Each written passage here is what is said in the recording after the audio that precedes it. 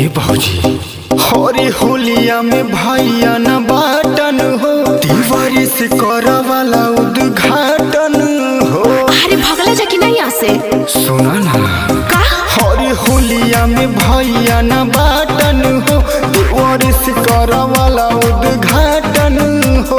अरे तुम काम जुनी